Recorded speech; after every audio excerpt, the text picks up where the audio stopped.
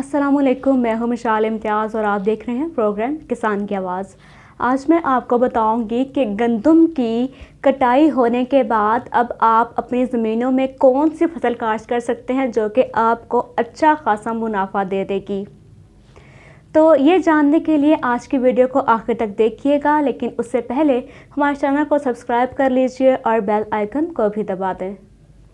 तो नाज़रीन, पंजाब के काफ़ी तर इलाकों में गंदम की कटाई मुकम्मल हो चुकी है और अब किसानों की ज़मीनें खाली हैं और अब यकीनन वो ये सोच रहे हैं कि अब वो इस पर क्या काश्त करें जो कि उनको कम ही अरसे में एक अच्छा मुनाफा भी मिल जाए। तो यहाँ पर बेशुमार ऑप्शंस मौजूद हैं। कुछ ऐसी फसलें भी मौजूद हैं जो कि आपको बहुत अच्छा मुनाफा देती हैं, जिनकी पैदावार भी बहुत अच्छी मिलती है, लेकिन वो फसलें आपकी तवज्जो भी मांगती हैं, आपका टाइम भी मांगती हैं, आपसे एफर्ट्स भी मांगती हैं। तो अगर तो आप ऐसी फसलें काश्त कर सकते हैं, यानी अगर आप मेहनत कर सकते हैं तो आप लाजमी काश्त कीजिए। अगर नहीं तो फिर आप किसी ऐसी फसल का इंतखाब कीजिए जो कि आपसे मेहनत ना मांगे। तो ये कौन सी फसलें हैं, ये तमाम बातें मैं आज आपको स्टेप बाय स्टेप बताती रहूँगी। सबसे पहले बात कर लेते हैं कद्दू की और तोरी की।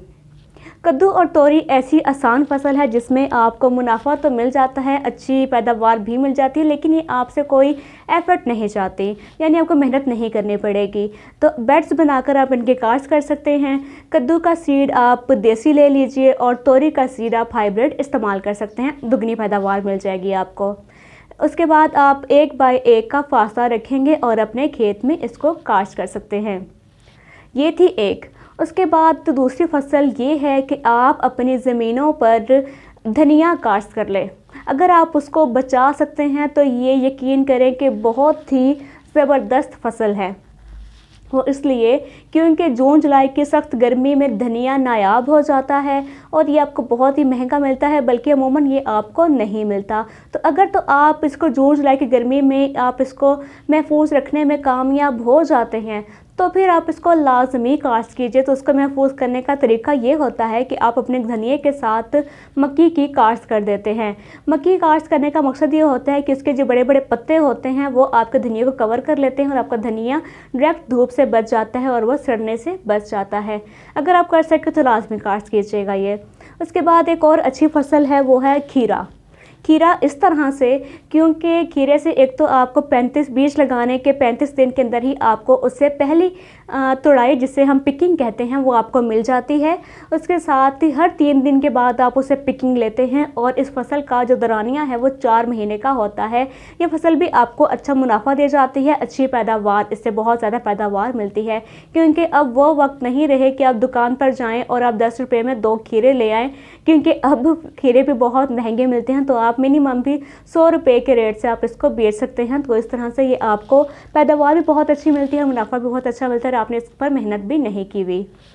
अब बारी आ जाती है एक ऐसी फसल की जो कि आपको पैदावार भी अच्छी देती है, मुनाफा बहुत ज़्यादा देती है, लेकिन वो आपसे उसके बदले मेहनत भी बहुत ज़्यादा मांगती है, और वो है करेला।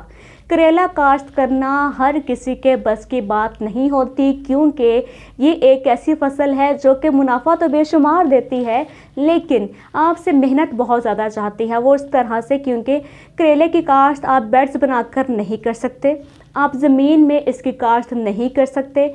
इसकी काश्त आपको बांस के ज़रिए करनी पड़ती है। आपने इसकी बेल को बांस के ज़रिए ऊपर चढ़ाना होता है, अदरवाइज़ एक तो इस पर बीमारी का हमला हो जाता है, कीड़े का हमला हो जाता है और आपकी पैदावार भी मुतासिर हो जाती है।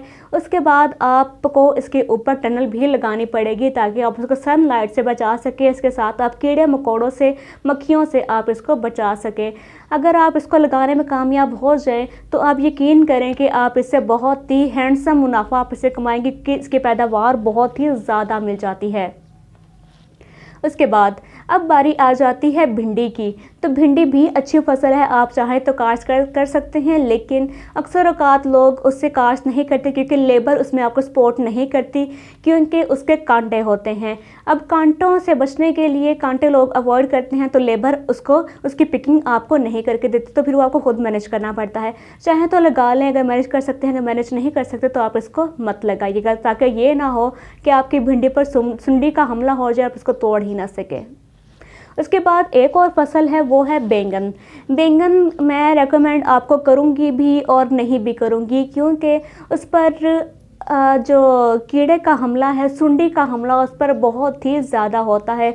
मॉनसून में जब बारिशें होती हैं तो बिल्कुल छोटे से साइज़ पर ही, बैंगन का छोटा साइज़ ही होता है अभी, कि उस पर सुंडी का हमला हो जाता है, जिसमें ख़तरा होता है कि आपकी फसल तबाह हो जाएगी।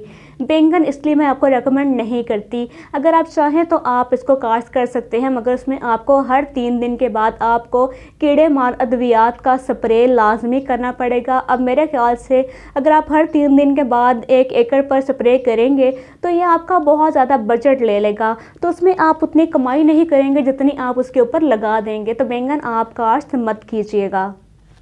नाज़रीन, ये थी चंद ऑप्शंस, बहुत ही अच्छी ऑप्शंस हैं। इनमें मैंने आपको सब कुछ बता दिया कि कौन सी फसल आपकी मेहनत चाहती है, कौन सी आपके पैसे चाहती है और कौन सी आपके पैसे देना चाहती है। तो जो ऑप्शन आपको बेहतर लगे आप वो काश्त कर सकते हैं। और एक बात इंपॉर्टेंट बता दूं मैं आपको कि आप इनकी काश्त का जो वक्त है वो आप इसे अब काश्त कर सकते हैं। अप्रैल के आखिर में शुरू कर लिया जाता है 100 रकात, और उसके बाद अप्रैल के आखिर से अगर आप करें तो ठीक है, नहीं तो मई में इसको लगाना शुरू कर दिया जाता है। मई के पहले हफ्ते से ही 15 दिन तक इसकी काश्त आप कर सकते हैं। तो ये तमाम फसलों के बीज आपको बआसानी मिल जाते हैं। तरीक़ाकार मैंने आपको बता दिया है। इजाज़त दीजिए, खुदा हाफिज़।